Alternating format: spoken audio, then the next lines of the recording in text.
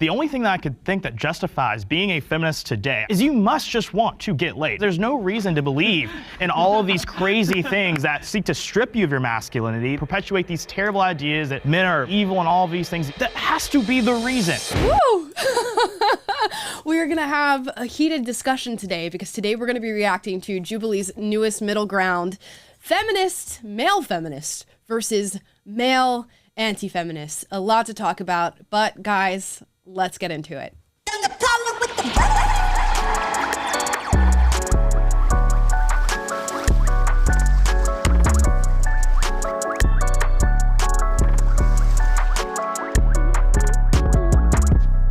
What's up, y'all? Your girl is back after a pretty long break, and it was a break that wasn't supposed to be that long, all right? I went away for Christmas and New Year's to my home state of Florida, and then your girl got the flu.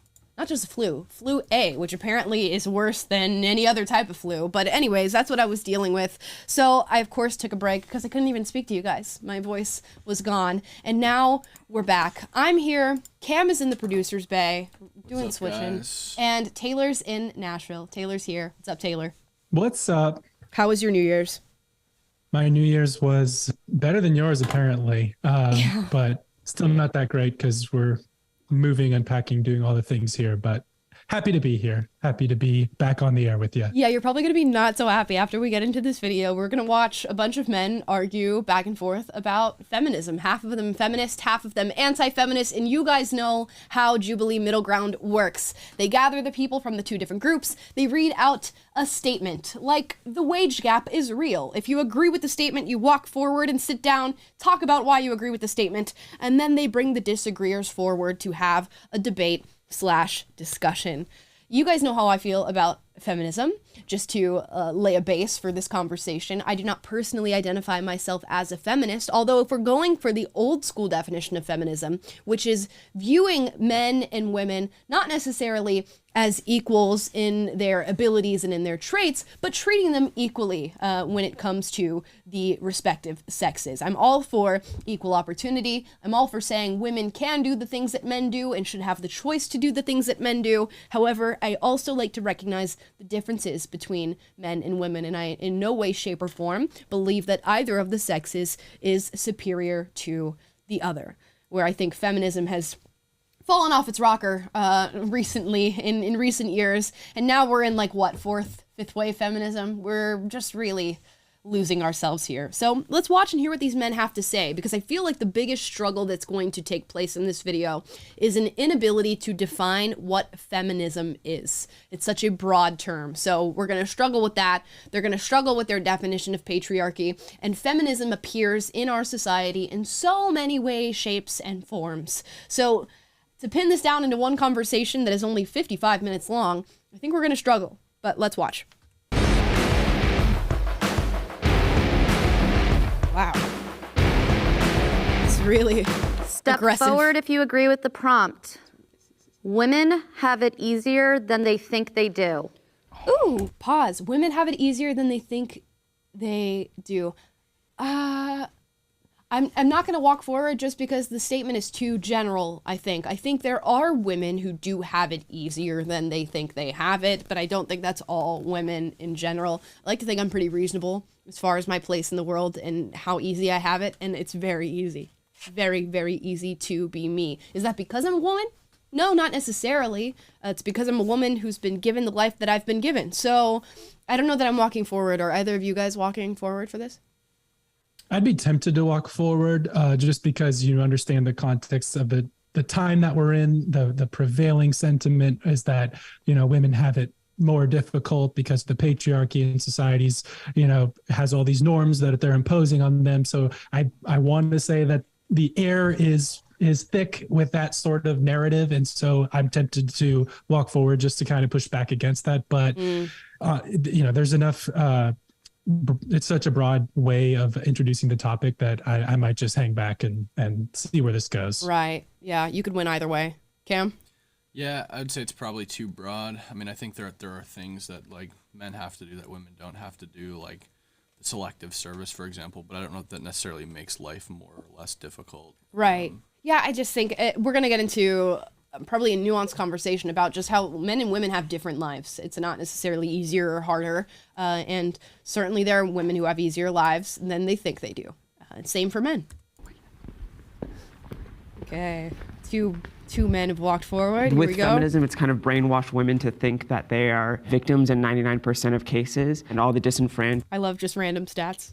that they would claim in like colleges and careers. A lot of these careers are way easier to get into for women than they are for men because they're looking to hire women because of feminism. Yeah, like in divorce and stuff, they get more property, the kids' rights, all that. Yeah. But more so, I think that from the jump, actually have it easier. Like, Yeah. men need to be a provider. They're taught to be tough. Oh, why are you crying? Don't be a girl. But when a girl is crying or a girl is upset or anything that happens, usually there's like they're a princess and they're given the world. Well, yeah, because with women, they're born with their value. They innately have value. They can create Right. life, and they're extremely valuable from birth. For men, Right. it's not really the same way. You have to make something of yourself to be respected.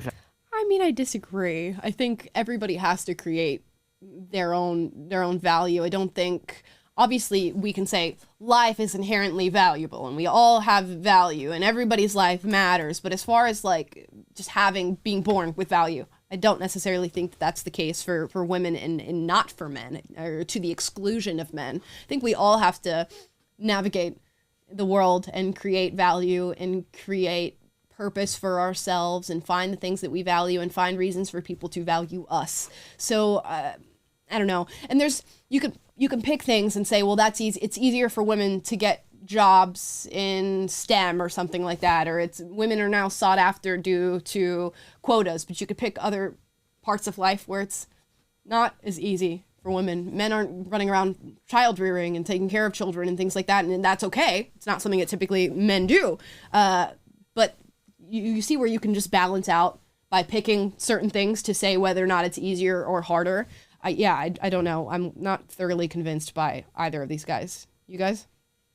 Yeah, common sense would dictate that the sexes are generally equal and each has their own challenges and difficulties that they face and advantages and things that are easier that they have baked within it. And unless you're wanting to spin it a certain way and put a spin on it, it's really just common sense that you're starting from basically the same place. Yeah, everybody's going to have different challenges. I don't know. Cam?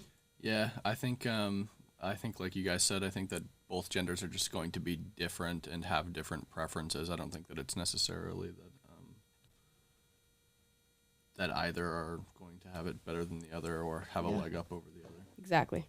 Exactly. Like a pretty woman can go far just using her face. A man can't do that. A man can't go to a rich businessman or like a Some men can. I mean, pretty privilege applies to all. There are men who are attractive and just simply by virtue of being attractive get way more opportunities than other men get. They get more women than other men get more attention, more economic opportunities than other men get. So pretty privilege does apply to all. Although I see what you're saying. Like if you are a pretty woman, there's a dual component to being a pretty woman. You can walk through life and get things given to you. That's without a doubt true. You get into clubs free. You get free drinks from guys. You also get the attention that comes from the guys who buy you things and get you things, and it's not without expectations. So that's something to keep in mind too. There's also quite a bit of bias when it comes to being an attractive person. A lot of people do not view the plights of attractive people to be real. They go, well, you're attractive. You couldn't possibly be sad or depressed or have any other issue because the way that we perceive people with our naked eye tends to usurp what is actually going on in their lives. So prettiness does come with privileges, but prettiness also comes with being invalidated in a lot of the things that you think and feel.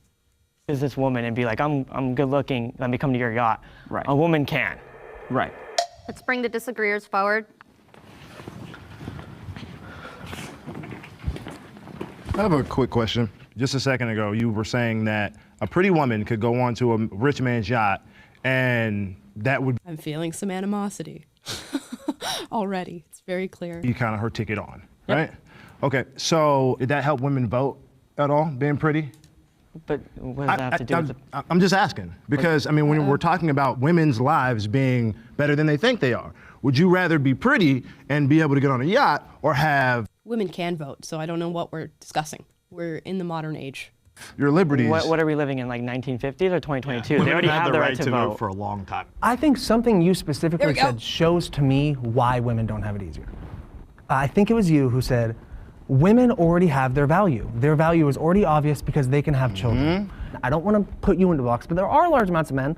Women are people that have children and then they raise the child and they be quiet. And I think That is See, this is a really hard discussion to have because you're just making a lot of just sweeping generalizations. Like one person says, well, women are born with value because they can have children. And you go, well, that's not true for all women. And then he says, well, women have children and then they're expected to raise them and be quiet. And then you go, well, that's certainly not true for all women. And we're certainly living in a day and age where women are not choosing to have children or choosing to have children way later in life when they are established and confident in themselves in a way that is not making them quiet at all. I don't think we would describe today's modern woman as complacent, child rearing, and quiet. Like, I'm just gonna go out on a limb here and say that in the history books, when we look back at 2023, they're not gonna say 2023 women were quiet, complacent, and child rearing.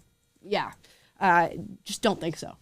Not at all. I think what was really evident to me when both of y'all came up and talked was how indoctrinated into the patriarchy you are, right? You both come up and say, as men, we have to prove something. And those expectations that you put on yourself is a direct result of patriarchy and the systems that feminism is trying to dismantle. As are the values that women have that when they were born that you're talking about. Women did not create those. Right. Men did. Those are God ordained. Men and women are both lost equal already. under God and in value as human beings. In Genesis, you have a creation of both men and women that are made in God's We're image. not So about we to are quote the both- Bible and like some Yeah. I had a feeling that was not going to go over well. I don't think you want to quote the Bible in this group, regardless of what side you're on, because it just doesn't make sense to. You can say that that's my worldview and that's how my worldview is shaped, and of course that should be respected and understood. But to try to argue with somebody who doesn't have that worldview and that is not the lens through which they view the world, you're not going to get anywhere. It's not going to land. Yeah, and if you're going to invoke the Bible in that way, like, then at least substantiate it with like agreed upon territory where, okay, well, coming from a Christian perspective, this is how I see it, but here's why this has validity, even if you're not a Christian. But to just say, Bible says it, therefore that's my argument, is kind of like, okay, that's great for you, but no one else can take anything away from Right, exactly. Speaking as a Christian here. Yeah, Taylor speaking as a Christian. I almost said the same thing, and I'm like, well, not me, but yes. Hold on, but so, I mean, we well, can. We're operating in a country where there's a separation of church and state. You cannot use religion as a And the Bible motivation also to doesn't make tell women legislation. If I hear one more person use religion as a reason What are you going to to do, not Tucker? give rights to people, I'm probably gonna fucking explode. Gosh, there's so much vitriol. My goodness. And somebody commented in a super chat that we should do the Vice feminist versus anti-feminist. We are going to do that on Friday or Wednesday or Friday this week. So you guys will see that at some point. And the underlying thing that I'm seeing is just vitriol, hatred for the people who disagree with you. It's very strong. People using their own personal ideologies as an excuse to implement legislation over other people's lives are simply just not okay with the fact that they can't control everything around them. Back to the prompt, I mean, cases, I don't that's think true. that women have it easier than they think they do. And I think to just make blanket statements like women in society think they have it easy or men in society have it harder or whatever you want to say, I just think it's kind of naive. Sure, maybe some women think they have it easier, but that might not be because they're a woman. It might just be because of their own set of life challenges and vice versa. Yeah, and I agree. And one of the reasons that I am so passionately anti-feminist is because I believe that feminism pits men against women. Men and women may be equal today, but they are not the same. But also, too, women are under a pressing assault today in this country. They're losing their ability to compete in sports, beauty pageants, also just basic things like that to people that identify as women. And no one is talking about it. Feminists aren't talking about it. So now you have conservatives having to fight for women's equality in You're making some pretty A lot of what he just said is true. So women are having their spaces overtaken by biological men as far as trans women entering female spaces. And in a lot of ways, feminism, at least as it's been applied in the modern age, does pit feminine people, females, women, against men. And it does, in a way, to me, a lot of the times communicate that women are superior to men. And that's can get sort of lost in the discussions that we have surrounding feminism, what feminism was originally meant to be versus what it is now. Now, he does say, and this is something that I've said in the past, like that feminists aren't doing anything about trans women entering women's sports, and I will correct myself, and that is false. There are a lot of feminist groups that do come out and say, yo, this is not okay, and we need to do something about this. So I will correct the record on that statement, and as I said, a statement that I've shared. But I will say there is also a large sect of the feminist movement that is super pro trans women being in women's sports, which makes absolutely no sense. And we saw that in the Vice debate. So there's people on both sides, but it's just so hard to have these discussions without making hasty generalizations, because how else are you supposed to communicate these ideas? Right. And it's very difficult to be a group that is advocating on behalf of women when you can't agree on what a definition of women even is. And so that's a huge part of the problem. It's just like, we're pro-women, but when one group says we're pro-women, they mean biological men in that category. And when the others don't, they define it based on sex. So This is just, as we get detached from reality, it makes it difficult to even have a basic conversation. Which is why labels suck, because at the end of the day, somebody could look at me and say, well, technically what you just said there was feminist. And then I go, well, yeah, but I don't agree with all this other BS. So it needs to be discussed on an issue to issue basis, which is like why I like the prompts that are happening here. Blanket statement saying feminists don't care about it, and you say you think that all women just are against men. To answer your question, yeah, you're talking about women. Women are not all feminists. Yeah. There are plenty of feminists who are very anti-woman. You know, you saw it during in the political era where you have people who will attack Kayleigh McEnany and Kellyanne Conway because they aren't pro-women. They're not for the girls. So you actually, we have like just a little bit left. I haven't heard Kevin yet. Kevin, say something. When you talked about the pressures of being a man and having to provide and having to prove your value as a man, I think those are real challenges that men face. That's why like women have it harder too, because they are also being impacted by how aggressive men feel like they need to be able to secure the role that they have to play in society. But the reality of today is that because of the systems that we're in, the patriarchy is negatively impacting not only women, but also men.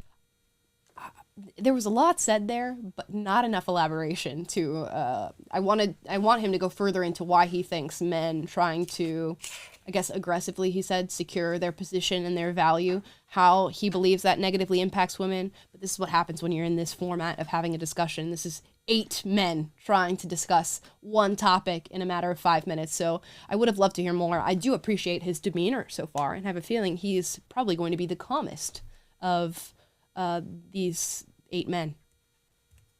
There's no wrong reason to get an abortion.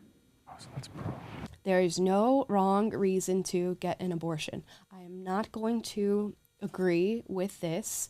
And we talk about this issue, we've talked about it at length. There's certainly circumstances that I'm super sympathetic to.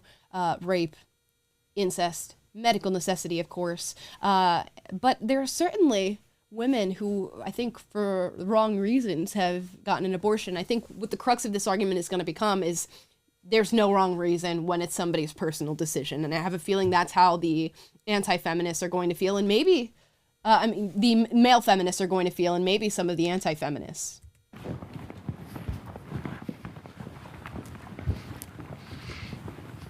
Oh, one of them. So I'll just center the conversation around the very fact that, you know, we're a group of 8 men. The optics of 8 men in a room talking about when women do and don't deserve to get an abortion it's a bad look. So for me, from a personal standpoint, you know, I have a girlfriend. There might be some reasons on a personal level where her and I having that conversation together, I might say, oh, I think we should do this, I think we should do that. On a legislative level, I don't feel confident enough to legislate when someone is and isn't allowed to get health care.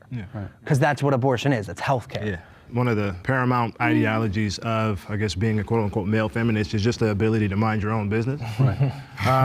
Just to be able to say that this is the wrong reason to have an abortion, you're already headed down the wrong path. So being an anti-feminist, I look at this and I say, well, I am more religious as well. As am I. So I want to say like I'm more like pro-life, right? But if a woman decides that they want to not give birth, it doesn't matter the reason, you know. Maybe she's not wealthy enough. Maybe, you know, the father left her. You know, there's so many reasons. And then I also look at like just gun violence and how we're like birthing kids and we raise them and send it to school, knowing that it can get killed. I don't know. I would feel like it's like not it's not the best world to be raising a child in. Yeah, okay. I understand the people who said, I just want to stay out of people's business. Okay, yeah, if that's a consistent belief of yours, then of course you're going to be pro-choice when it comes to abortion. So I totally get that. And it's all going to be contingent upon how you view life, whether or not you view it as a life being taken, and even if you do, whether or not that's something that you particularly care about and you think should be somebody's choice.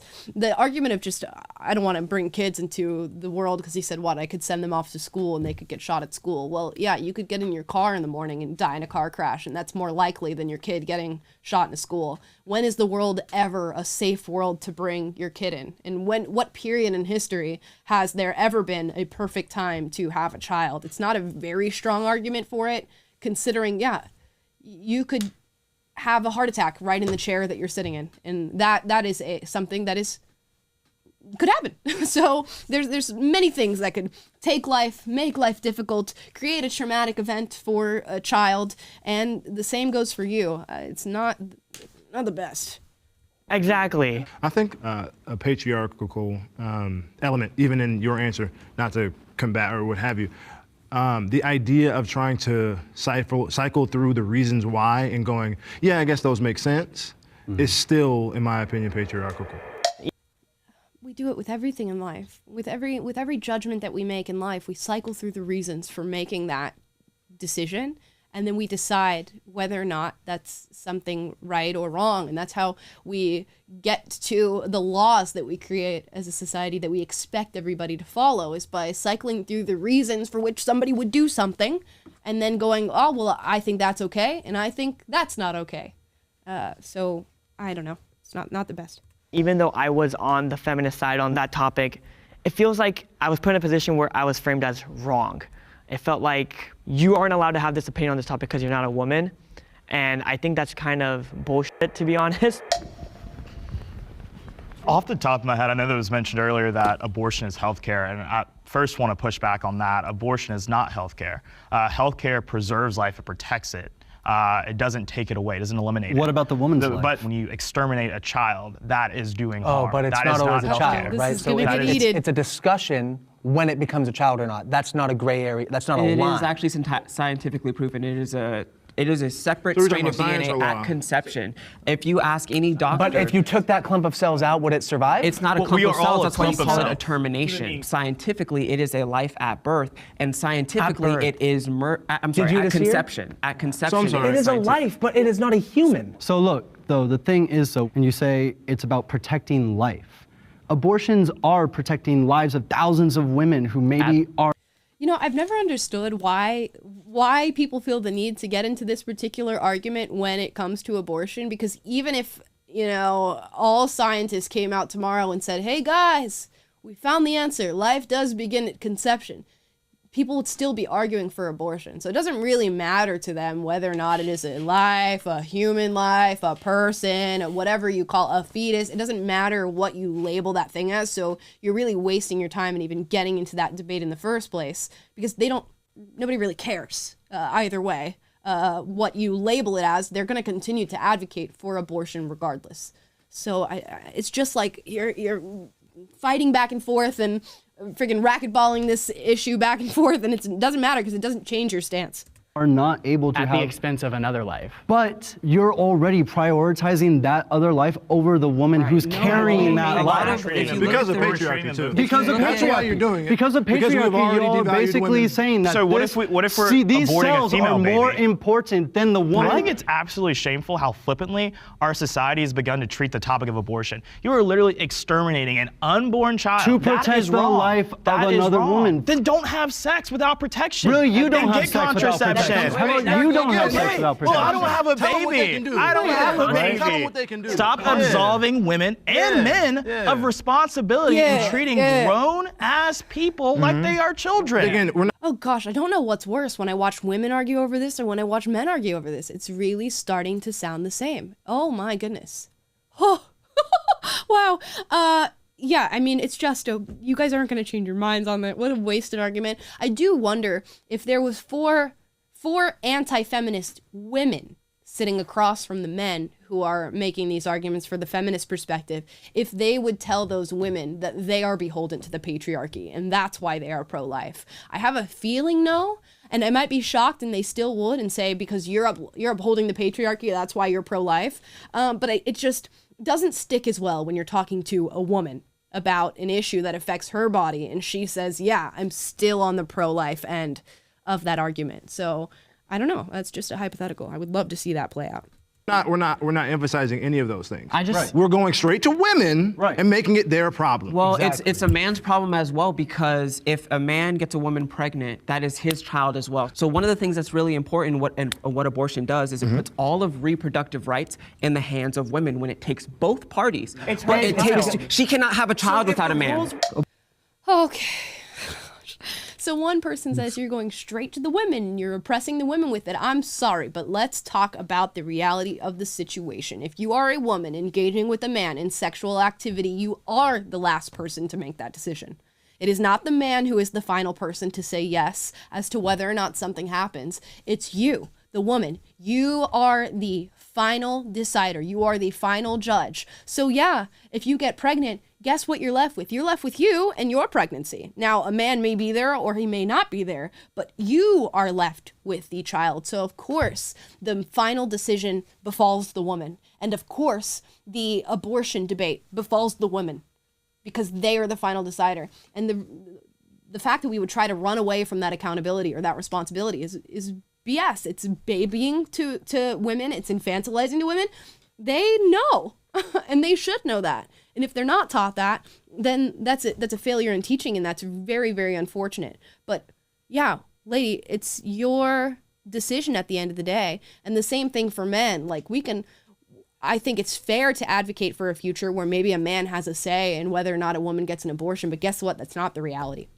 If you got a woman pregnant, she gets to do whatever she wants. And you entered that situation. You both mutually entered it. And you both mutually made what seems to be a bad decision. So here we are. I mean, there's no fighting what is the actual reality. Abortion normalizes women making bad choices. We've kind of given a free pass for people to be a lot more carefree about who they sleep with and not really think twice about the ramifications that may come of it. True. But again, we're zooming in on a high level on the end result. We're not talking about the systemic issues that cause women to have abortions. Hold on. We're not talking about the lack of resources that make people feel like they cannot sustain a pregnancy or sustain a life. Right. And those are things that are caused by the way men have set up society. So instead, hold on. So instead of talking about the actual issues from the top down and going the whole way, we go to the most oppressed person involved and make it their fault. Oh my gosh, it's not the most oppressed person involved. It's the person who's responsible for the decision that brought about the child. The woman is responsible. How often do you hear men arguing about whether or not they've given consent? You really don't. Even though that's a discussion that should be had and hopefully we get into in this video. It is women. Women are the ones who are supposed to say, yes, I want this to happen. Yes, I'm capable of understanding the consequences of this. So they're not the most oppressed. They're actually the most powerful in the situation. They get to call the shots as to what happens to their bodies when they engage in sex. So why are we taking this away from women? A direct responsibility and power that we hold and yield. It's just BS. It really, really is. And at what point do we stop blaming men? At what point do we get to say we live in systems that are created and continue to be built by men and women? Because women can hold every single position of power that men can hold. At what point do we stop blaming men and say, oh, the men created the system, men created the system? Because women are actively engaging in it in positions of power every single day and making choices that directly affect the lives of other men and women. So at what point do we stop blaming men and saying, oh, it's the system that they created? We're all living in it. We're all working on it. We're all building it together. Mansplaining is overly criticized. Okay, how do we feel about this one? I don't even believe that mansplaining exists. It's not a real thing. It's a made-up term, and it's simply being disrespectful or showing disrespect to somebody and invalidating them. Men can do that. Women can do that as well. So I guess I'll walk forward and say it's overly criticized. Taylor? Yeah, similar. I just want to push back against the narrative. I agree that it's not a thing, or is it just when a man is speaking and explaining something, or is it when someone is explaining something with an air of disrespect regardless of their gender? So I don't know, but I guess I'm walking forward. I'm ready to go to town on this one. Yeah. Cam? Yeah, I think it kind of... Your mic. Oh, sorry, my bad. Good. I think it kind of boils down to like sort of similar to like the toxic masculinity thing. I'd rather than say like masculinity is toxic or can be toxic, just say that people can be toxic, right, and be jerks when they're explaining things. You know, right. Like, I've never heard womansplaining, and I've never heard toxic femininity. So why is it never going in the other direction? Ever, ever, ever. You've never watched She-Hulk. And I don't think I ever will watch She-Hulk. But yeah, let's see how people view this.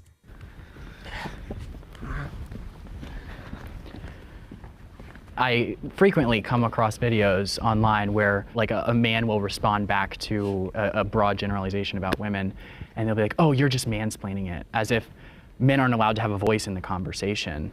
And I think that the term itself, it's just not really defined. And mansplaining is just not real. Yeah. Like it literally is a man explaining something, and these people get angry about it. Like that's the reality of the times in which we live. And it hurts the ability of men to have conversations with women, because you think, oh wow, if I explain this issue to her, and I'm gonna be accused of mansplaining, or I'm gonna be accused of being sexist because I don't think she understands it. That's toxic, and it hurts women, it hurts men, and it's just not a way for us to have a functioning society. And at its core, it's completely hypocritical, because the feminist plight is that women need to have a voice and they're being told they can't have a voice. And then they turn around and do the exact same thing and say, you're mansplaining me. You shouldn't have a voice about this topic because you're a man. And yeah, I just think first of all, the word is just wrong. They should have come up with a different word for it instead of trying to like pin it on men. I will say that men and women do communicate differently, and this is widely studied and accepted, that women tend to communicate with more feelings-based language, more like narrative language, talking about the situation as they've lived through it in a more emotionally colored sense,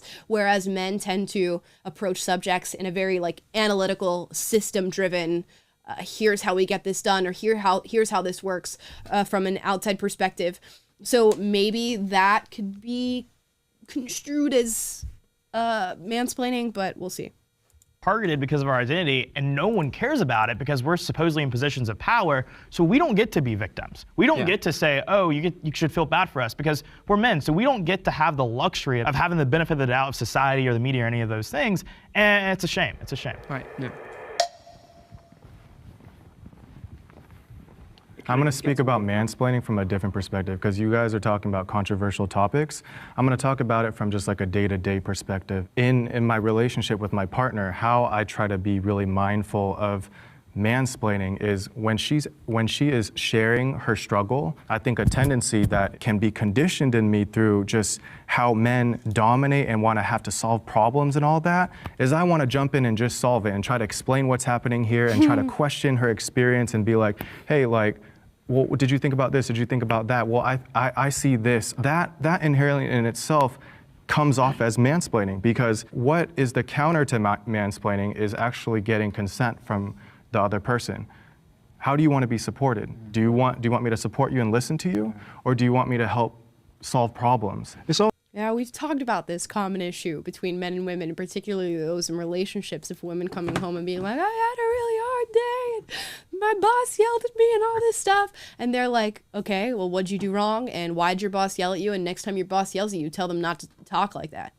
And then the woman's like, I just wanted you to listen to me. I didn't want you to tell me how to solve my problem. I just wanted you to listen and be there and give me a hug and all this stuff. And okay, like I can see that happening. That's a definite issue that people run into. But again, you'll find women who view the world more analytically, and will look at other women who are crying in front of them and go, well, yeah, well, here's A, B, and C that you can do to solve this problem. It's not a sex-based thing, although generally there are different ways that we communicate. And I think it's just really the word mansplaining that is not helpful, because now you're perpetuating a narrative that men explaining anything or coming to the table with anything during a conversation is inherently wrong.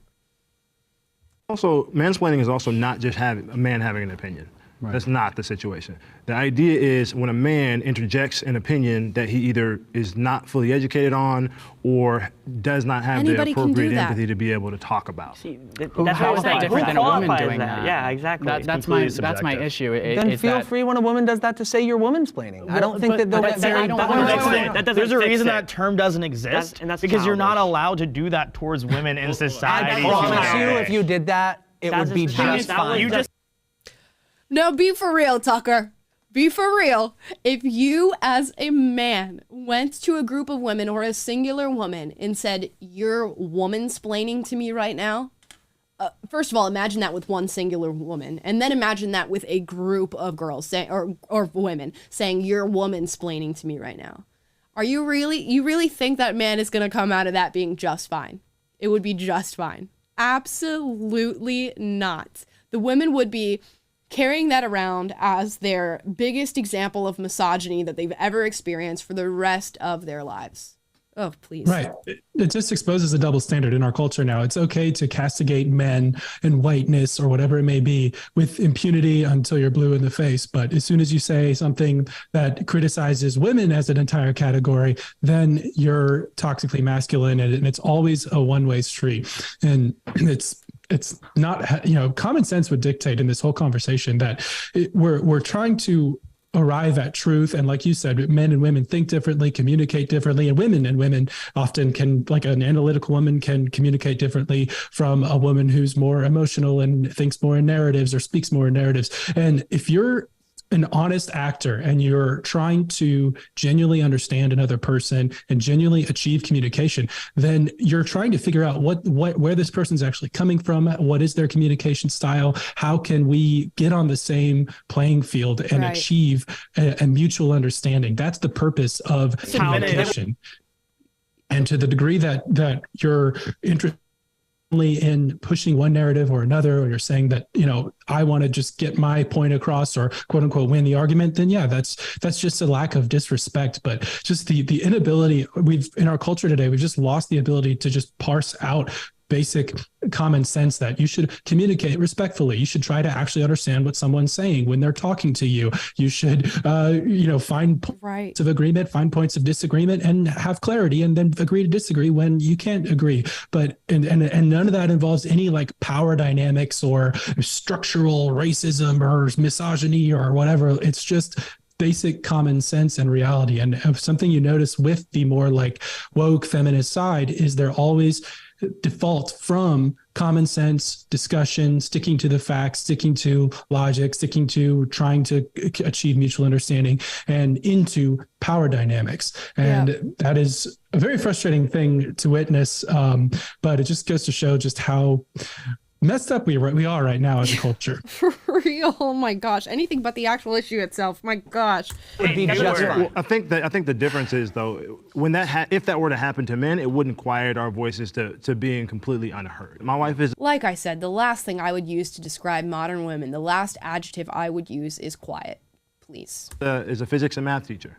If she has the answer to a question in a staff meeting, she's going to have to be louder than the men in the room, because that is the way society has conditioned people to operate, especially in male-dominated spaces. Yeah. That's what mansplaining is. I have one more question. Is it about the word? Yeah, that's what I feel. Is it about people getting hung up on like words like y'all really don't. Y'all have a lot of problems with a lot of these languages. When you say because it's false. It's wrong. The very fact that you can admit that a woman can turn around and do the exact same thing that you defined as mansplaining shows that your chosen word for that behavior is incorrect. So yes, it very much is about the word, among other things, as to like what the word perpetuates.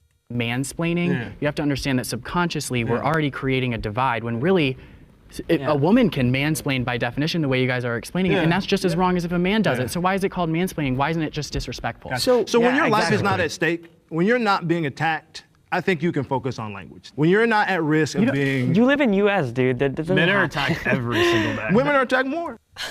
women are attacked more. Where'd you get those numbers? Can I please hear the numbers that you have on women being attacked more? If Taylor and I walk out of our doors in the morning and you ask me who's more likely to get killed, attacked in the street, have some sort of violence committed against them, guys, it's not me. It's Taylor. Now, the feminist argument to make would be that Taylor's going to get attacked by another man, not by a woman. And women are far more safer to be around in society. And that will be true due to things like testosterone and aggression and all these things that men are not being taught to harness anymore, regardless. And that we can take issue with that in feminism. But women are not attacked more than men are. And they're certainly not at more risk of losing their lives by any measure, by any just like jump of the imagination. Someone said since I'm in Nashville, that's not true. You're still likely to get attacked. Yeah, now that he's moved, I guess, yeah. From a societal standpoint, you guys talk a lot about social conditioning and how women feel uncomfortable. But don't you think this narrative that you're saying right now is contributing to that? Telling women that they should be scared when they're in an environment full of men. Telling women that, you know, they are oppressed, they are this, they're that. By telling women they're less than men. Let me respond to that. They're not telling them that. They're validating the fact that that's the reality. Right. Please. Oh my gosh. So what do you say to women who go, absolutely not, that's not the reality, and that's not what I'm dealing with? You tell them that they are. I don't know. Women should be encouraged to be financially independent of men. Pause. Where are you guys walking on this? I'm walking forward and saying that I agree. You guys? Oh. Encouraged to be financially independent of men. I don't know. I don't know that it's like inherently. I don't know. It's that it's cut and clear that it's like all women should seek to be financially independent of men. I think that you know, if you want to find a man who can provide for you, that's not a bad thing, and you should be allowed to want and choose that. So I guess I'm hanging back on this one. I guess it's the of men part that I feel like doesn't need to be, is what's missing or what's ruining the statement a little bit. I do think women should be encouraged to be financially independent. There's so many things that happen in your life that when you're single, please be financially independent. When you're married, please have some sort of skill set that you've honed in on, whether that's something you've learned by being a stay-at-home mom, something that you've learned in school. I think that's always super valuable. As far as being financially independent of men, that's the issue. You know, you want to be a capable woman, and if you want a man to provide for you, as I'm sure a lot of women do, and I am included in that camp of women, I would still love to know that if things outside my marriage, like not even like I'm planning for him cheating on me or leaving or divorce or anything like that, because nobody wants to plan for a divorce. Why enter the marriage if that's what you're planning for? But your husband dies. What does financial independence look like for you in that situation? Does it look like you guys having a will and testament that make sure that you're taken care of financially? Does it look like you having a skill set to fall back on and schooling to fall back on in order to provide for you and yours? I think that's a question that women should be asking themselves. Now, yeah, as far as the of men part, I don't know that it has to be exclusively from men. Agreed. Cam? Yeah, I think it's gonna boil down to just like a preferential thing. If women do want to be financially independent of men, then they should be encouraged to do that. But if they don't want to, they shouldn't be encouraged to do the opposite. They should be encouraged to do whatever their preference might be. Right, exactly. Who's walking forward? All but one. I think this one's a no-brainer, right? I believe that men and women are equal. They're just not the same. And I think with that equality comes equal responsibility to be able to provide for yourself. And when I think about what could provide for oppression, if that were to exist, would be this idea that they were tethered to men to live their life. This guy just wants to disagree with whatever comes out of any of the anti-feminist mouths. Like, you can just see it on his face. I think if you remove that tethering, then obviously women are free to do whatever they please and exit very bad situations. You know, one of the most unfortunate stories that you hear so often is that so many women are forced to live in very dangerous circumstances because they don't know who's going to provide for their child if they leave. They don't know who's going to provide for them if they leave. And so I think financial independence for anyone is always just a good idea. Yeah, I want to speak about this through a different lens. I think it should be like women should be empowered to be financially independent. Encouraged versus empowered takes a different like sense of support. speaking to how men feel the need to provide. Sometimes when a woman makes more than a man, men can feel like they're less of a man because the woman is taking more of like the boss and like provision kind of like role in the household. So I think that it's important to be able to equip women with being able to. In a way, there's a reason why men feel like that. I mean, it's not just societal standards that make men feel that way. Think about this from a logical perspective of you're in a relationship with a woman who makes more money than you. What happens when she turns 30 and wants a baby, which I guess is like the average age that people want babies now is like 30. So what happens when she's 30? She's like, I want to have a baby now. Now I'm going to be on maternity leave from work. I'm going to take care of this child for hopefully a considerable amount of time, considering children need their mothers. And now you're going to be the main earner. You're going to be the one who's bringing in the bacon. And you're in a structure where you make far less than what your significant other makes. Those dynamics will come into play. Doesn't mean that you need to feel emasculated, but I would like for the man to feel a little bit of fire under his ass that maybe he should be, picking up the pace a little bit and making more money. Would you guys feel emasculated by a woman who makes more money than you? I don't think so. Mm-hmm. Yeah. I just think logically it makes sense because at some point she's going to step out from that position that she's in. Not that you necessarily need to feel emasculated by it, but that like, hey, yeah, if it comes to the point where I'm going to be the sole provider, and maybe I need to do something. Right. I think if you're feeling emasculated, that speaks more to like your own insecurity, but maybe you should be feeling insecure if you're bringing not enough to provide for your family to the table as a man. So I can see it kind of both ways, I guess. Yeah. I don't know. Feel like they are empowered, and that is a feminist thing because it is breaking the gender norms of like what is masculine and what is feminine role. Yeah, I also think it is important though in this conversation to recognize the women that don't want to be financially independent in a marriage. Mm-hmm. There's a lot of women in our country that enjoy being mothers, and I think being a mother is one incredibly valuable. Yeah, exactly, and that doesn't necessarily mean that they're stuck in their situation because they're doing something very valuable by sacrificing that freedom in order to raise our next generation. It's just giving a choice, right? And their love is their labor, right? Right, exactly. Their love is their labor in their home. Okay. Notice how not a single one of the male feminists nodded, agreed, anything like that. There's such a, I don't want to say resentment, but just a weird feeling towards women who choose to take on what is the natural role of being a mother. I have a few different thoughts. One of them would be the importance of the family. I think women should go out and be financially smart and know how to make money and be able to make money for themselves. But being independent of men leaves this notion of that you can never trust a man or that men are unsafe. And the problem that this brings is in the family. I think Can I ask you why? Hold on, I'm just going to finish my thought. I'll explain. With the nuclear family, you have...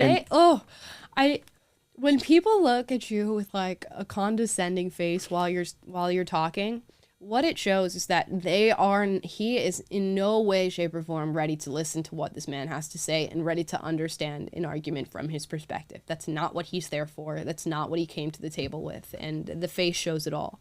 This is for both men and women. They're the most happiest when they are in that kind of dynamic. And to your point about marriages where women makes more than the man, that's one of the biggest indicators of divorce. And I think there is a societal and honestly God-given responsibility for men to provide. So when men are told that women are going to be independent of you, you're stripping away a lot of their purpose and responsibility to be caretakers of women and to provide for women. I would also say that the biggest group of people that are on antidepressants, and it's 1 in 4, are women that are 40, have a career, and have no family and no kids. Which is the real meaning of life is community, family, and relationships. Can I respond to one specific thing you said, which is the demographic of women over 40 taking antidepressants, and you're using that as proof that they're the most depressed group. Men just kill themselves. Yeah. So all the men that have killed themselves, if they didn't do that and we're still here, men would predominantly be more depressed. That doesn't matter. So he said the group of women that are predominantly on antidepressants is women who are in their 40s, have a career, and have no family.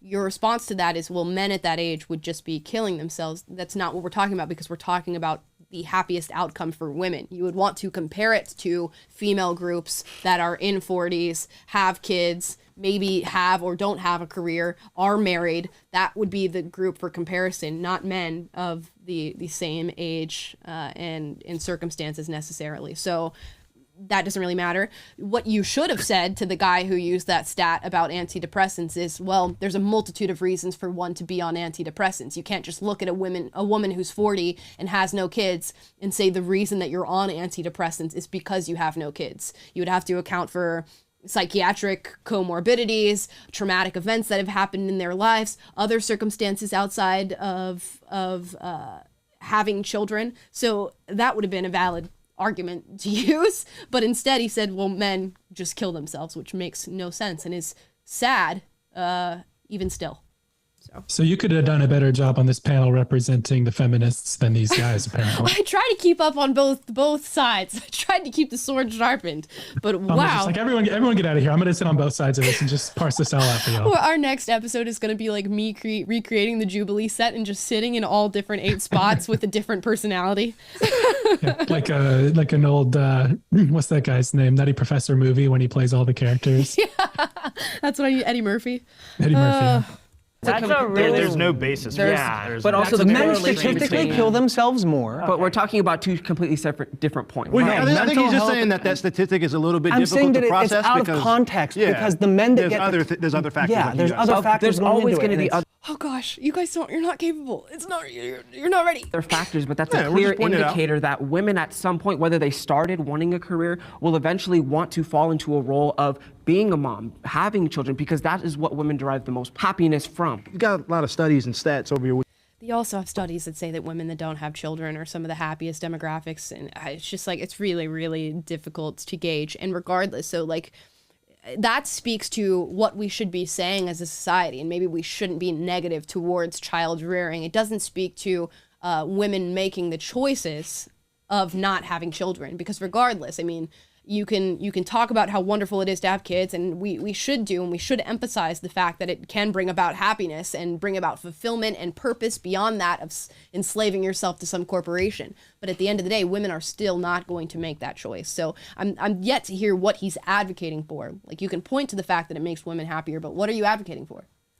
Which is cool. But like, when we're talking about financial literacy and financial freedom, there are a lot of women that have the ability, that decide to step back, all those types of things. None of that has to be taken away or omitted in order for them to be empowered. People should be able to do in their households what they want to do. Right. And I don't think anybody's trying to take that option away from women. I think y'all think people are, but I don't think that's really happening. But they are. But they are. We see that in society today. People demonizing women for choosing to stay at home. Female empowerment also means empowering women, again, to make the choice that fits them, their choices, and what they want to do. It is just as powerful, just as influential, just as important as a choice to make to raise your kids at home, if that is what you want to do, and also be the CEO of Walmart if that's what you choose to do. We can empower women to be girl bosses, whatever you want to say. Would you empower?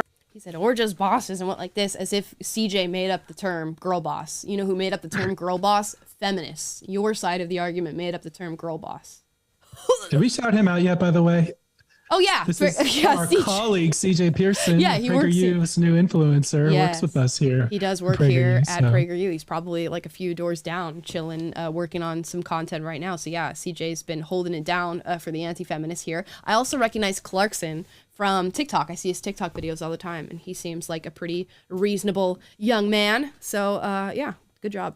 A male friend if he told you that he was going to quit his job to be a full-time stay-at-home father? If he wants to. What? So cash in, buddy. That's good. I just want to make sure, because like, you're only defending women who get demonized for doing this, and you're not like advocating for men to want to step up and do that too. You're only most men don't want to.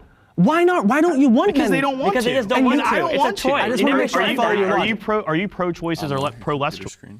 My screen is lost again. He said, so you're defending the women who are demonized for staying home, but you're not advocating for men to do the same and to stay home.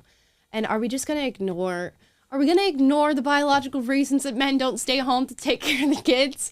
When your kid's at home, right, and you're with your 1 week old baby, and your 1 week old baby goes, hey, I want mom's tit in my mouth, okay? And he's like, I want milk. What is dad going to do, okay? Where is that very pivotal connection that baby and mom have together when mom is away at work after giving birth to a baby? We can talk about, now that we live in a society with resources and science and bottles and pumps and all these different things that we can now utilize to help that separation be more natural, we can talk about that and discuss that is the reality now. But also, we should talk about the reasons why women stay at home. And it's not just the biological incentives of baby and mom being connected and wanting to be connected. It is also just mother's hormones and what men and women tend to choose. Women tend to choose to want to be around their kids. They want to be the one that stays home with their kid. And women, when they have children and then go off to work, even if it's something that they want to do, go through immense psychological pressure, stress, and anxiety being away from their kid, whether or not they like it or not. So this is stuff that we should be able to talk about openly. And there's a reason why men don't go, oh, I'm throwing in the towel at the office now that the wife's had a kid. Choices. This is a trap. This is a trap. What do you mean by that? Are you pro-choices? Are you pro-less choices? When I asked him why he doesn't encourage men, he said because they don't want to do that. So then why is it a problem if women don't want to be stay at home? I'm not encouraging women to stay at home. Too. I'm not encouraging women to stay at home. Said I'm that. saying that they have a choice, and I'm not for taking choices away from women. You may be. I don't know. It's just semantics.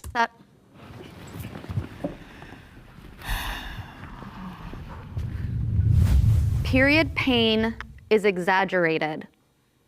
Depends on who you're talking to. I'm sure there are women who exaggerate. I'm sure there are women who do not exaggerate. So, not a very dumb question.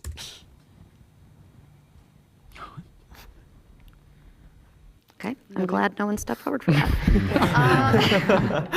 I'm gonna change my mind. All right, next prompt. Innocent men suffer because of feminism. Yeah, I'll walk forward because of this. I mean, what more evidence do you need than the amount of young men who watch Andrew Tate? I don't know whether or not you love Andrew Tate or hate Andrew Tate. There's clearly a distinct sense of being lost as far as masculine connection, masculine role models, and men not having a place to channel their masculinity. And so they do so on the internet, in online forums. You get the ones who really love Jordan Peterson and view him as a father figure. You get the ones who view Andrew Tate as a father figure and role model. Either way, you have an abundance, a large group of men seeking out masculine role models on the internet. And being flamed for doing so. I mean, girls breaking up with their boyfriends because he listens with Andrew Tate, being called beta males and all this different stuff. Clearly, men are starved for places to harness their masculine nature and tendencies, and a lot of that has to do with feminism. And what's going to happen is the feminists are going to say, well, that's not real feminism. That's not what I think feminism is. I don't think it's belittling men. I don't think it's emasculating men. And I don't think it's calling women superior. But you're going to have to account for the many feminists who are doing exactly that. So, yeah, I think there are many men who suffer due to feminism. You guys? Yeah, you can't create an entire cultural narrative that says maleness is evil and put that in all your movies and all of your cultural messaging, and then not expect that to have bad effects on the psychological health of an entire generation that becomes disillusioned with their maleness and feels like there's no place for them. And then they return to people like Andrew Tate. So yeah, I think you're absolutely right. Right. You're like, I don't personally feel this, but like you just slam that out of the park. It's exactly right.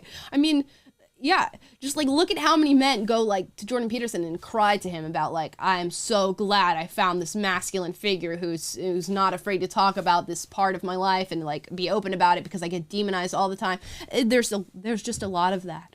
And you can say the same is happening for women who are wanting to express femininity and fall more into that feminine side of their identity, and they're getting demonized in the same light. So it's, yeah, definitely.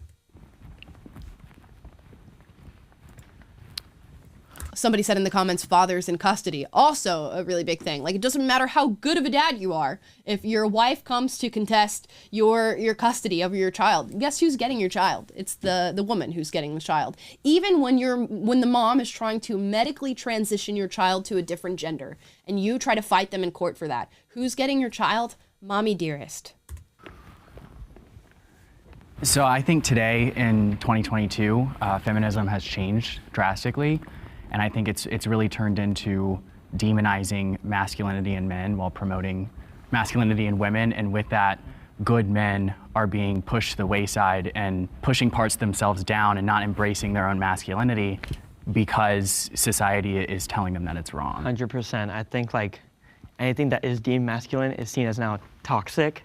And I see it all over social media. You can't really say anything or do anything, especially even like against or even for yourself, without it being like some weaponized in some way or shape or form. I mean, look at all the girls who ran around wearing those t-shirts that said raise boys and girls the same. Something that's inherently harmful. You're not meant to, we get it, raise boys and girls with the same values, the same tenets, maybe similar responsibilities, but you do not raise boys and girls the same. And that's gonna harm both sexes involved in that. So, and that's a direct result of feminism in saying that women and men are equal regardless of what metric you're using to measure them. So yeah, men and women suffer due to this. Yeah. It's a shame that feminism has become less about actual equality and more about supremacy. It's not about equal rights between men and women. It's about women being superior to men. And women don't even like it anymore, right? I hear conversations with so many girls that are friends of mine. They're like, I hate what feminism has become because it makes me feel as if I'm a victim, and also too that men aren't supposed to be men anymore. It almost absolves us of the responsibilities that we have as males in society to be providers, to be protectors. Right. And innocent men suffer because we're made out to be toxic because we're fulfilling our roles as men in this world. It's absolutely insane. Yeah, and I mean, I disagree a little bit with saying that men have to be providers, but I think, you know, demonizing those men is part of the problem. Yeah, you know, I would disagree a little bit, but I think also too, though, what we probably would agree on is that in a society that makes women feel as if they need to be more like men, all you get is really bad versions of men. And when you have men who are increasingly more feminine, you get men who aren't being men at all anymore. And I think like that's a huge societal problem, and we see the ripple effects and the consequences of that every single day. Yep. So you're the disagreeing. When I started hearing y'all talk, y'all have a huge misconception of even what feminism is. What did I say, y'all? They're gonna say this is not real feminism, and you guys don't know what feminism is. Well, the goal of feminism isn't to demasculate men. The goal of feminism is to fight for social, political, and economic equality for everyone, regardless of your race, opportunity gender, or equality of outcome, because it used to be equality of opportunity, and that's when I would say I would be a feminist. But either now way, it's become equality of outcome. But either way, what y'all are talking about is feelings. Well, you can't go either way. You can't go either way, whether or not it's equality or equity. What do you mean either way? Those are two very different things. Equity looks like now we're going to have 50% female CEOs and 50% male CEOs, even though women are not clamoring to be CEOs in these positions. And that's what we're going to do. Doesn't matter how totalitarian we have to become to get that outcome, we want it to be 50-50. Equality goes, yeah, women and men can both apply for the CEO position, and we will field all the offers, and I will look at them based on their merit and judge equally, and whoever turns out to be the CEO turns out to be the CEO. So you can't go either way. You guys are talking about feelings. It's a very important distinction to make. Right. Y'all talking about, I don't like how women make me feel in society about crying, how women make me... Well, the question was about feelings. Yeah. No, hold on. It was about, are men affected? The question is, innocent men suffer because of feminism, or I should say the statement is, innocent men suffer because of feminism. Suffering has a lot to do with how you feel, has a lot to do with feelings. So to say that the question is not about feelings is bullshit. Feelings. And you know that this guy would argue that it's toxic for men to feel like they have to suppress their feelings, and yet he's telling these men across from him to suppress their feelings. It's not about feelings. It's actually funny. But feminism itself is not about feeling. It's about, like you said, outcome. It's about the wage gap. It's about having access to which doesn't exist, gap? by the way, right? But anyways, let's not. I let you talk. No, hold on. No, you didn't let me talk though. Hold on. No, you didn't let me talk though. It's about feelings, right? You don't want to talk about how men feel. Let's talk about how women feel. Let's talk about feminists. Again, it's not about feelings, period. That's my point. It's not about women. It's not about feelings, period. Other women. Wait, can we have the prompt again? Yeah, let's cut back to the prompt because it didn't have feelings. Exactly. Right. It's about innocent men suffer because of feminism. And so can I pose this question? That is still about on feelings, a day Okay, the question is still about feelings. Even so. Okay, let's say it's not about feelings whatsoever, and you guys want tangible examples of the way that men suffered due to feminism. If I'm a white male who's applying to medical school right now, and I have more merit and higher academic standing than a black female who's applying to medical school, who's getting in? Who's getting into medical school? It's not me. It's probably the black female who's going to get into medical school. And it's because we've decided that sex is more important than what you're actually bringing as far as merit, academic standing, and the way that you perform. So are innocent men suffering due to feminism? Yeah, absolutely. Men who dedicated their time and their academic careers to being able to reach a certain standard, and they go and say, hey, I've met the standard. Oh, but we're looking for women right now in STEM. So we're going to have to turn you away, sir, and you're going to have to go and seek employment or seek an education elsewhere. So there's a tangible example if that's what you want. On a day-by-day basis, do you think you're negatively affected by feminism? 100%. Yeah. 120%. And so you really believe that? No. Can you explain to me how on a day-by-day basis it makes it affects you negatively? Because again, masculinity has this mythical eligibility of power. When someone, feminist, what have you, challenges that, it feels like oppression to them. So it feels like something is being challenged. That's just my perception. Feel free to disagree, but that's what it looks like to me. And I'm not oppressed, so I challenge that perception, but also, too, to go... You can't... You're arguing for the fact that men are oppressed. So it doesn't make sense to say I'm not oppressed in this scenario. I understand the feeling of wanting to say I am not oppressed, but you actually are advocating that men are being oppressed by feminism and they are suffering. If you're saying that innocent men suffer because of feminism, you're saying innocent men are oppressed due to feminism. So you might just want to let that back to your point slide. about feminism. That may have been true with first-wave feminism, but with third-wave feminism, that is no longer and the I would case even anymore. argue because first-wave feminism and Guys, third-wave bring it feminism... back to the prompt. And then also just, I love the ping-ponging, but just She's make sure we don't womansplaining. have 5 people talking on top of each other. I should have been like, don't womansplain how this works to me. That's actually so funny. There's another side to this too. It's the I'm a man patriarchy. suffering from And this video. So that is what you are talking about. It is the pressure to be strong, the pressure to protect. But in what ways is our society a patriarchy today? I know you said values, so I would want to get clarification on what you define a patriarchy. So we should define patriarchy as a group, because I personally am still having a hard time defining it today because it is We're so talking massive. about something that you can't even define. So, well, I'll try and define. Do you want me to try? Yeah, let's do it together. In a broader spectrum, I'd say patriarchal is the societal structure that we have set up that's kind of, what's the word, sociological values of how we set up a hierarchy in our society. But and a so it's patriarchy not is a defined literal by, where men are in charge and hold power. Yeah, but I'm not saying that it's a literal thing where there's some document that somebody wrote where it said men are in charge, women are second. It is a set of sociological values that you see. So we're changing the definition of patriarchy, which is fine. I just want to make sure we're on the same page. That's what my definition is. I didn't say there was a set definition. But that's a red herring. That's how I define it. Are you saying we're not in a patriarchal society? No, I don't believe we are today. So the whole No. idea that our country is an oppressive patriarchy, it just really gets under my skin because nobody's able to actually tell me what that is. Well, by definition, the patriarchy would be a society where men have power over women and women don't have a voice. And in today's society, that's just not true. Obviously, some people have power over others, but in our society, that has more to do with economic status than actual sex. So going back to the prompt, right? Based. The prompt is innocent men feel attacked by feminism. Suffer. Suffer from feminism, attack right? is- So yeah. if you make a mistake, you should be held accountable to that mistake. Absolutely. Now with the forms of internet coming out and communication going everywhere, y'all are talking about feeling attacked for being able to say certain things or not. Not attacked. We're talking about innocent men. The statement is innocent men suffer because of feminism. We're not talking about men who have committed assault, men who have made a mistake. We're talking about innocent men who are trying to hone in on their masculinity, navigate their masculinity, and are being negatively impacted by feminism, be it from feelings or by actual tangible things that are happening in their lives due to a movement that has just taken over the brains of people. So, it's just semantics. I just think that psychologically, some innocent men do suffer from I the would say they narratives that also are pushed from suffer feminism. if you're speaking about laws. I think feminism has changed a lot of laws Like that what? now all are women beneficiaries. So if you look at divorce courts, if you look at family courts, if you look at abortion, if you look at a whole host of laws, all of them are women primary. Men are heavily affected by those. So I disagree actually on that. I don't actually agree on the whole laws stuff. But I don't actually agree on the whole laws stuff. Have you seen a divorce court? Have you seen family court? Have you seen what happens to men in these spaces? What do you mean you don't agree with the whole law stuff?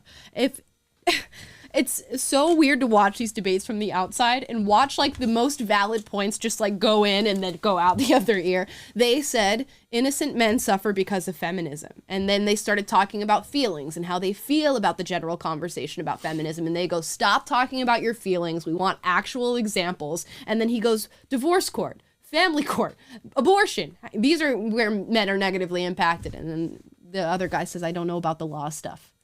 Hi. Just going back to like the prompt on the suffering thing, I do think that you have to be aware that a man can't just go and say whatever they want, where a female can't. Should they be that honest? is not Nobody true. can. A female can say a lot more than a man can, especially online, on social media, on the internet. but a man There's a can lot also of rape. physically There's do been a a lot rape more threat than made. women do in society. I'm about to say something really spicy, y'all. This is going to be a hot take, but we just watched the last week. What was every headline in regard to Dana White? Every headline was Dana White slaps wife. Dana White slaps wife at nightclub. Dana White slaps wife on New Year's Eve. Then I'm like, oh shit. Dana White slapped his wife. Let me go and look and watch this video of Dana White slapping his wife. And then I get a video of a woman open palm slapping Dana White across the face, and then him in response slapping her, and every single headline I see is Dana White slaps wife, Dana White slaps wife. This woman has been victimized by her husband. And I'm not standing here to justify any sort of violence within a relationship. You know, if somebody hits first, you hit back or whatever. Although my grandfather always taught me as a kid, you know, if somebody hits you, you hit them back twice as hard. Now, I'm not saying that Dana White should do that because he does hold strength as a man. He does hold responsibility as a man. But the fact that it came out in lockstep, everybody defending a woman, this hashtag believe all women stuff, when the woman is in the wrong in that situation. And the woman is the one who is actually creating and instigating the violent situation for herself. Come on now. I mean, there's so many tangible examples of this happening. And yeah, I don't know if that's a spicy take. He hit her after she hit him. But every single headline is Dana White slaps wife. A woman said no one will judge an eye. Cancel culture doesn't come in. But if a man said that same thing, they would get canceled immediately. I believe men today are really weak. Mostly they're lazy, and I feel like there's no courage. I feel like men today are okay with being losers, and I mean more men need to stand up for what they truly believe in, and I feel like there's not enough.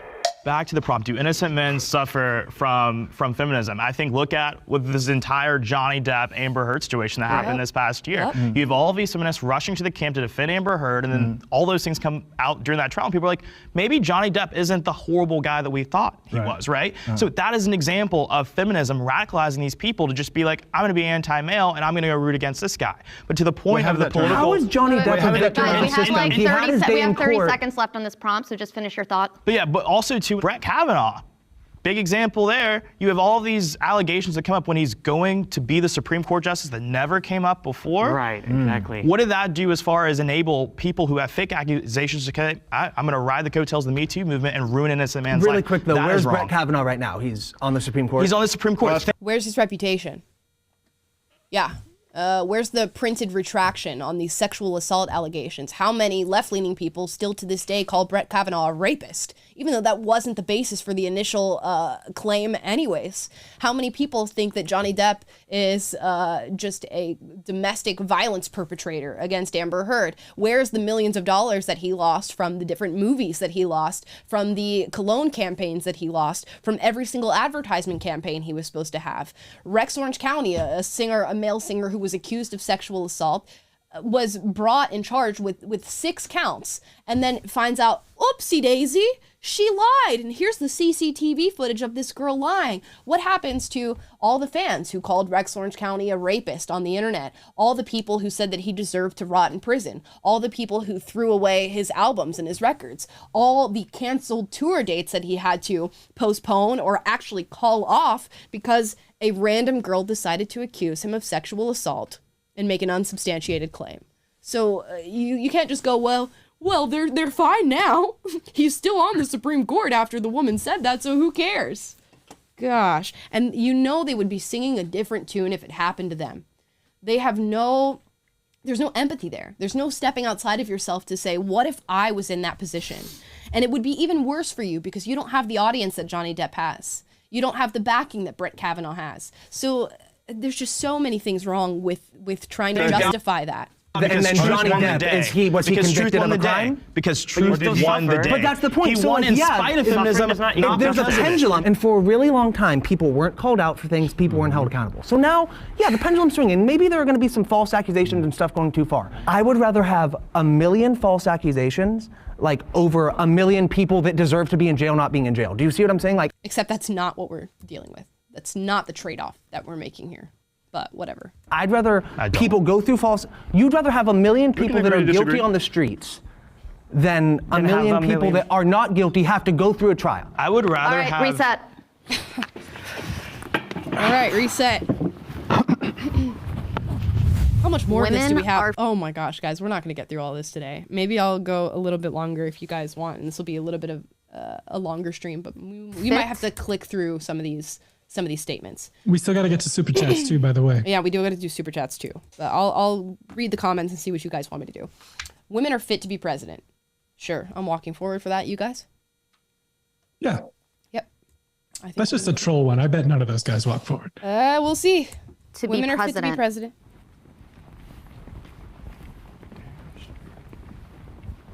Ah, 2 guys didn't walk forward. Oh, I mean, really, this is a no-brainer. Yeah, I think that this is. I want to skip to the disagreeers. We already know what the agreeers are going to say. Women are just as capable as men are. Blah, blah, blah, blah, blah, blah. Okay, and we agree. Okay, so let's see. I would kind of disagree with you where you say men and women are generally the same. I think we're completely different in the way that we process information, the way that we make choices, the way that we build society. Men are very hierarchical in nature, so it's very merit-oriented. I think women are a little bit more communitarianism or communism. That's the word I'm looking for. Communism. Communistic. You mean community-based? Community-based, right. Thank you. Where everybody gets one. So you get one, you get one. It's not really based on output, which I think is good in some cases, but I think in a general scheme of building a structure of government, I would say having it more merit-based, very capitalistic, where you go out, you work for your living, you provide for your family. I think that's the way that men typically build society. There are plenty of capitalistic women. It's not really an argument. Say, every woman? There's not one woman who's not communal thinking or whatever like that. No one that can step outside of that for a role that she's doing. Hopefully he clarifies, but it's not like you become president and then you're like, I think we use this year's budget for everyone and we hand it out to every household. Anyways, gosh, bad argument. This guy's he's not swayed me on really anything he said, except for I think he was the guy who talked about divorce court and family court. I'll give him that.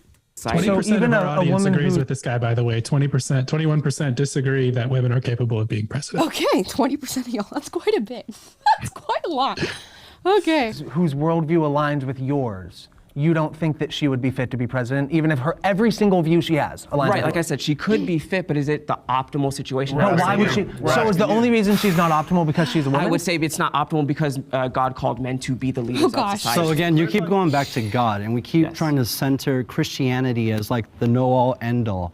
What about all the religions that had Just move on, female goddesses and matriarchal systems? We also don't have to sidestep Christianity as if there were not any female leaders in the Bible either. Absolutely. I'm gonna go to for my reason why. I think it was in London, and it's before their current prime minister. I'm forgetting her name. Oh gosh. She was their mayor for about 2 months. Liz and she ran Truss. away. She pretty much resigned. Don't do it. Was done with it. And I do personally think that women are more emotional beings. We are not. He goes, you know that one time that they had a woman in power and then she resigned a few weeks later? That's why. That's why I don't think women are fit to be president. Oh God. I'm just playing for the feminists right now.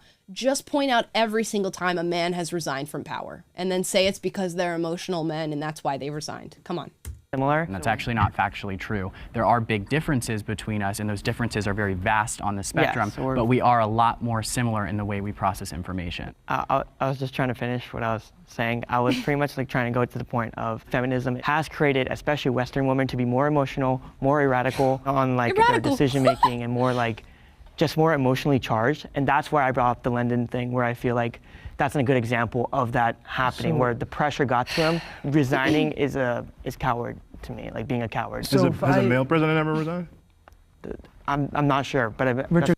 I'm not sure. Oh gosh, I can't. So this guy's enrolled in Hustlers University, isn't he? Yeah, dude. It's paying $100 a month for. What color is his Bugatti? Oh no. If I can interject. But Richard Nixon was because he was getting put into crime. Like that was a. Yeah, so it's like double. Yeah, so that's not better. That's worse. So if I. No, Richard Nixon resigned because he was committing crimes. So. That is double worse. That is double worse, is what the guy said. That's hilarious. I can interject. So you're kind of using this one anecdotal evidence of like, oh, this one woman got in office. Are you aware of all of history? Because like literally, men led pretty much every nation. I'd say about 99% of nations forever. So like, yeah, all the good things that have happened from nations, sure, you can attribute that to the men.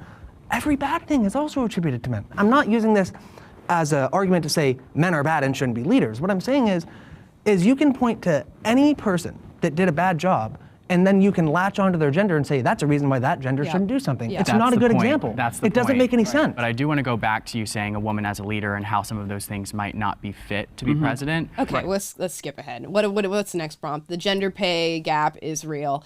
I'm not going to get into this. Obviously, there is a gender pay gap that is real, but that's when you're looking at all full-time workers who are male and female in the United States of America. And when you account for overtime, the position you've chosen, the education that you have, whether or not you have children, just how much you want to work in general. There's just a multitude of things that are not accounted for in that 79 cents for a man's dollar or whatever.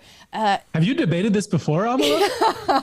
It's almost like I've talked about this at length many times. We have a whole video on it, I think, on this channel about the gender pay gap as well. When you account for all those things, the gender pay gap is slim to none. Women choose different careers. They just have different things in mind when it comes to their future and the way that they work, how long they work, where they work, everything, you name it. So no, it's not. It's real, but it's not real. Okay. I've always understood consent. I'm going to hope that they do understand consent. I don't know what sort of debate we can get into there. So let's move on to the next. Male feminists are in it to get laid. Let's see. I am going to say that some of them are. I guess they wouldn't be real male feminists though. So I've certainly met men, especially running around here in Los Angeles, that like wear male feminist t-shirts and paint their nails and all this stuff. And then they are the biggest F-boys you've ever met in your life. And they toss all women to the curb as soon as they get the moment to get laid. So I'm going to say there are a lot of male feminists that do this, but I don't get the vibe from any of the feminists on this panel, any of these males, that they are in it to get laid. So yeah. The ones that are incels who have found a loophole and use feminism to be the loophole to get in with the girls. Right. Yeah. I think most people, when they call themselves feminists, are being genuine. Male feminists are in it to get laid. Oh, okay. One. I'm male excited for feminist this one rock forward. because I don't like women sexually, so this is going to be a We would have never known, Clarkson. very interesting conversation. I think that if you are a straight male, the way you view women subconsciously is always going to have something to do with sex. Right. On just a fundamental level, just in nature. Now, that might not be the whole premise, but I do think that it has something to do with it. Yeah, I think like, again, the problem with these statements is like they're general. I think there are men out there that are predatory and are posing as feminists to get into the pants of women. And even on a more like micro level, like, so I was literally just watching a recent Jubilee video, and it was one about a man, he was a self-proclaimed pickup artist. And this is almost a direct quote of what he says. He goes, oh, hell yeah, I fuck with feminism. You know, I like to think I'm a feminist. I fuck with feminism. And I think it's kind of emblematic of like, there are men that don't understand the full gravity of how people who are real feminists feel about the situation. And they kind of see it as like this, like, oh, this cool, hot social issue. And if I talk about it, it puts me in the group of the good people. And I don't think it's always heinous. While there are people that are doing that, some of it's just like such blatant ignorance that they lack the understanding. Yeah, I think even the posing of the question is indicative of the truth of the matter, that I think a lot of the time it is that, because if you align yourself with a lot of the more traditionally toxic masculine traits and you're not viewed as on team woman, then you're not going to be in line with a lot of Western women in today's society. I have a few like friends that go to these parties and they're like, oh yeah, fuck Andrew Tate. They all watch them, but they'll be like, oh, fuck Andrew Tate. It's gross. It's gross. And he said those are his friends. His friends are like running around telling women how much they hate Andrew Tate so that they can sleep with them. It's gross, gross. So they can get laid because they know that's how, a woman will feel like, oh wow, they're listening to me, or oh wow, they agree with me, and feel a little more connected. Yeah. And I think for me, as someone who believes genuinely in the fact that men and women are equal, but I don't go around parading myself as a feminist, because the only thing that I could think that justifies being a third-wave feminist, being a feminist today, is you must just want to get laid, because there's no reason to believe in all of these crazy things that go after your identity as a man, that seek to strip you of your masculinity, that perpetuate these terrible ideas that or they just have a different worldview and a different perception of masculinity, or they don't find masculinity to be as important as you find masculinity to be. Maybe they have women in their lives that have influenced them to be feminists. Maybe they have children. Come on. Men are bad and evil and all of these things, that you can't be a provider, you can't be a protector, all these things. I think that has to be the reason. Like, so, some of us don't identify with, me personally, I don't identify with masculinity. I might show masculinity, but like, I don't think feminism is taking anything away from me. But I think that's a societal problem, though. The fact that masculinity itself has become a dirty word is a problem. I didn't say it's a dirty word. I'm saying it doesn't matter. Why do you choose not to identify with it anymore, even because when you say it, nothing in my heart feels anything. It's just a word. It's just a. I don't think anything I do is because I'm a man. I think that it's because of who I am. Yeah. Well, let's hear it. I think to your point, asking like, why would any man be a feminist? So I just think that we don't all view feminism the way you do. Similar to the way the Black Lives Matter movement has been moved and changed and developed in terms of the way that people identify it. The things that you speak about when you talk about third wave feminism is not what I mean when I say that I am a male feminist. And so, yeah, no, if you can't understand that me wanting to make the world a more equal and level playing field for my two daughters, for my wife, for my mother and my mother-in-law, and standing in front of people who want to take liberties away from them, that's the reason why I am a male feminist. It's a perpetuation of oppression that I'm trying to dismantle. And that's valid. They just have a completely different worldview for you. They think things exist that you don't think exist. So, but if those, the thing is, okay, so if I believed everything that left-leaning people believed, hell yeah, I'd be a feminist. Hell yeah, I'd be an anti-racist BLM supporter. Hell yeah, I'd be talking about like stop Asian hate and all this different stuff. If I truly saw the world the way they saw it, and I truly was looking through that lens and thought that those things were happening, there would be no other choice than to be a feminist and step into this space. The real difference is you guys see the world differently. It's not really that men are trying to get laid, although there are some of them that are, but that doesn't account for male feminists who are married and have children. and have already done that whole part of their lives and probably still doing that with their wives, and they still identify with this struggle. So it means that they're seeing something that either you think is invalid or you don't see. And that's fine too. We can talk about how ridiculous it is, but it's just never a great game to play to tell people what their intentions are when believing a certain thing. It's invalidating to the person that you're talking to, and it just sets the stage for not having a healthy debate because you've already laid intentions on them that they have not expressed to you. It doesn't help to tell people why they're doing something for the most part. And I know because I've done it. I do it all the time, and then I say something, I'm like, oh, well, I don't technically know that. It's just an inference. And then there's certainly people who fall outside of that camp. So, it's not the best. It's not the best look. Your computer screen. Computer screen is gone again. We're going to move on to the last prompt, and then we're going to do super chats. We've done a longer stream. I figure since it's our first time back in the new year, we should go a little bit longer and really talk about most of the subjects here. The last one is I like living in a patriarchy. In a patriarchal society. I'm not walking forward. I don't think we live in a patriarchal society. So I don't think there's any... Yeah, I reject the question on it, the way it's framed. I reject the question. just don't participate. Like living in a patriarchal society. Nobody moves forward. Oh, no, one. Oh gosh, I'm not ready for this. They should have invited me on. I know I'm not a man, but...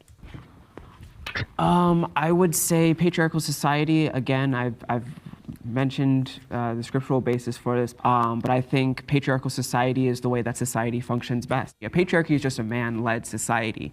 So, what does led mean? What does it mean to lead? Because there's so many. You could say women lead in nurturing children. Women lead in running households, in taking care of people. Women lead when it comes to intuition. Men lead when it comes to being analytical. Men lead when it comes to creating systems. Men lead when it comes to STEM. What we are dealing with is just like, it's all semantics at the end of the day. I don't think we live in a patriarchal society. I don't think men control most of what's happening. I'm curious to see what he thinks men should be controlling, that they aren't already capable of having some sort of power and influence over. That's what's really lost for me. I don't know what he's looking for. I think we've kind of flipped the term on its head to mean something that it doesn't mean, to say that a patriarchy is a society that oppresses women. That's not what a patriarchy is. So I think if you have a patriarchy operating properly, you have men that are responsible and taking care of their families, taking care of the women of society, and in turn the women have equal opportunities to pursue whatever career they want, to be a mom, to be a wife, and to do the things that they want to do as well. I want to hear that again. What did he say? Does it mean to say that a patriarchy is a society that oppresses women? That's not what a patriarchy is. Okay. So I think if you have a patriarchy operating properly, you have men that are responsible and taking care of their families, taking care of the women of society, and in turn the women have equal opportunities to pursue whatever career they want, to be a mom, to be a wife, and to do the things that they want to do as well. Just kind of sounds like the family that you could have right now in the society that we currently live in, and you could choose to do that and have the man lead in whatever way you want. I'm not sure how you facilitate that societally, but I don't know. Well, maybe we'll parse that out. So I'll go first. This is a little bit of a personal, emotional thing. At the beginning of September, I lost my brother to cancer. And I took about 2 or 3 weeks off work, and then I really started feeling, the financial impact of it. And I have my girlfriend, people in my life telling me that they want to help me out financially, but I have this thing internally within me that feels like a leech. In some way, shape, or form, that is because of this thing that this expectation that we put on men to be providers. It's really fucking hard, and I can't explain why. I would have liked to have a little bit more time than 3 weeks before I had to start worrying about fucking money again after my brother passed away. And I do feel like that kind of is a direct result of the patriarchy. And I know that it is myself, it's my personal feelings, but I think it stems from the society that I grew up in that I'm even feeling these things to begin with. I'm sorry for that. Yeah, to start, I want to say I'm really sorry for your loss, because I can't even imagine what it's like to lose a loved one. So I want to thank you for sharing your story. It's really important for people to hear. But I don't think that it's accurate to blame a horrific situation on one aspect of society or the patriarchy or this without any solid basis. So I think that's a fair response. And to clarify my statement just a little bit, that's more of a communal problem. I wish there was a little bit more of a stronger community sense within our. Which really has nothing to do with patriarchy, back and forth. If that similar situation happened to me, which thank goodness has just not happened to me, and I was off work and then I got to a position where I'm like, oh, I need financial help from somebody. You best believe I would feel bad too, taking financial help from somebody else due to my own inability to go back to work and to go back and handle what I need to handle for myself. So I'm a woman who would feel that way. There are plenty of other women who would feel the exact same way. I don't think it points to some sort of societal bend against men, although there's no denying that men probably do feel a pressure to provide and to be something, and maybe that's a pressure that women don't have, but I just don't see women not having that same exact pressure. I don't know if either of you can speak to that. Yeah, I mean, I agree with you. I don't know that there's much more to say on it. Yeah, I'm just like, okay. I mean, in a lot of ways, we're responsible for the way we feel that in that sense, and the fact that there are people there to help, that's a wonderful thing. And correct me if I'm wrong, but I feel like a patriarchal society is not one of support. It's one of merit. It's one of bootstraps. It's one of strength. Competition. Yeah, it's competition. You said that. That's just society in general. Societies, whether they're matriarchal or patriarchal, would be those of merit. You would hope. You would hope that your merit would stand for itself in a society, and that's not something that's invalidated in whatever structure you live in. So I don't think that's something that is a direct result of patriarchy. A merit-based society is somehow correlated with the patriarchy, and I don't see the correlation there, because if you look anywhere in nature, everything is merit-based. Lions in the safari, it's about strength, it's about, competition. Right. That's just how our world works. And my biggest flaw with feminism today, or any social movement really, is that some things are just inherent to nature. So to try to solve equal outcome and solve all of these problems, it's just naive, and it takes away from actually solving the issues that are in front of us, because it's a delusion. There will always be winners and losers. Yeah. I just wanted to go back and, we've been asking, what does patriarchy mean, right? I don't think it just means male-led. What I'm trying to dismantle is the institutions in our society reinforcing that males are superior. A lot of societal institutions and staples of our society are reinforcing that narrative that men alone have to take on that mantle of being the one to provide, being the one to lead the charge on fixing a problem, right? Where, examples? Like what Tucker was saying, we all experience emotions and, react independently, and we look for community. Yeah, so I think I wrote a whole lot of nothing. I think that's where we're going to close out for today, because I don't think this conversation is going anywhere. I think we should recognize the differences between men and women. And it seems like a lot of what we get into in patriarchy, the conversation, is why men seem to be in more systems-based power structures in our hierarchy. Why are men creating systems?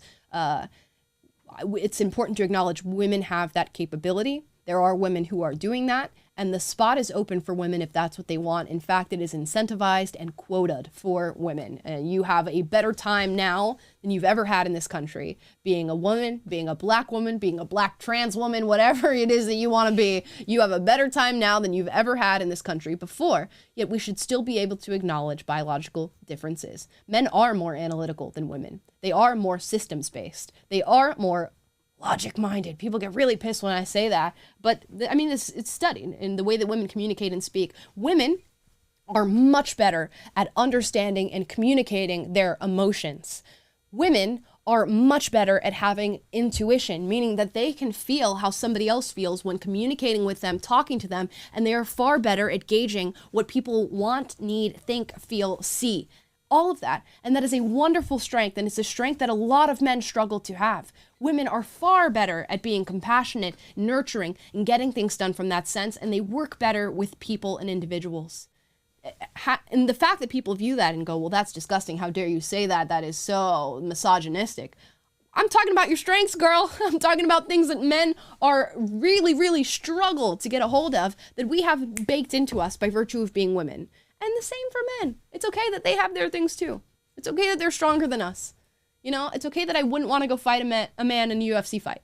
It's totally fine. And we need to, first of all, gauge those differences, then think about how they affect us, how they naturally affect us, and then think about whether or not there's sexism or something else happening on top of that. And if you can find a valid example, please let me know. Please let me know a barrier that's in the way of women right now living in the United States of America. Because the true feminist struggle is far outside of this country. It's happening in the Middle East somewhere. And that should be talked about. As far as the United States, I don't know. I feel like we got it cushy. We are basking in the sun. So if you find a real struggle or a real barrier, please let me know what that is. And then we should tackle it and talk about it and find the evil men behind it who are holding us back. But so far, I got nothing. Taylor, final thoughts, and we'll get into super chats.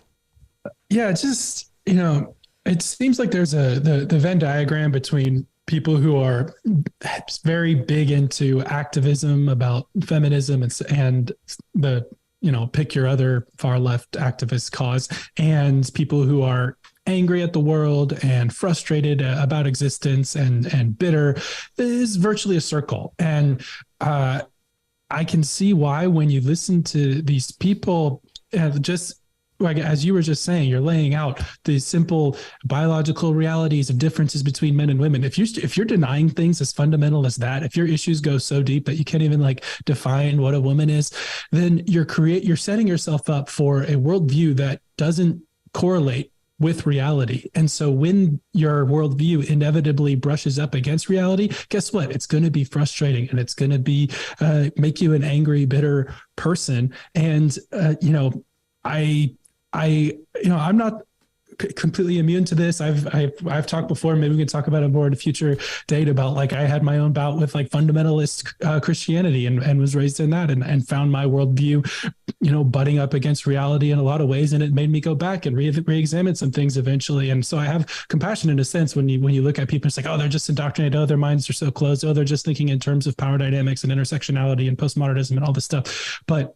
you know, my hope is that that cognitive dissonance will, you know, cause them to question and dig down to their beliefs and try to hopefully rebuild from the ground up a worldview that is staked on facts and reality and that works and holds together logically. Because there's only hope for society when to survive and to build and to go. Well, like that's keeping us below zero. Getting to zero is getting to reality, getting to acknowledge facts, use logic, and have open freedom for people to choose what they want to do, and you know, engage one another in good faith and ground their world views and ground their arguments in truth.